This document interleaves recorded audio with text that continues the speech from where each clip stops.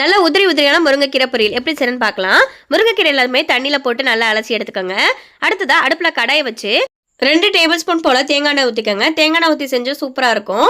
1 teaspoon கடுகு உளுந்த பருப்பு, 1 டேபிள் ஸ்பூன் போல் கடலைப்பருப்பு போட்டுக்கோங்க. இது கூடவே காரத்திற்கு ஏற்ப 2 வரமிளகாவை பிச்சு போட்டுக்கோங்க. 2 பெரிய வெங்காயத்தை குட்டி குட்டியாக நறுக்கி அதையும் போட்டுக்கோங்க. நல்லா கண்ணாடி பதம் வந்ததுக்கப்புறம் க்ளீன் பண்ணி வச்சிருக்க முருங்கைக்கீரையை போட்டு நான் செய்யக்கூடிய இந்த மெத்தடில் நல்லா கொத்தி கொத்தி விடுங்க. கொஞ்சமாக 1 டீஸ்பூன் உப்பு போட்டு இந்த பக்கத்துக்கு நல்லா கொத்தி கொத்தி விட்டோம் அப்படின்னா அந்த முருங்கைக்கீரை ஒன்னோட ஒன்று ஒட்டாமல் நல்லா உதிரி உதிரியாக வரும்.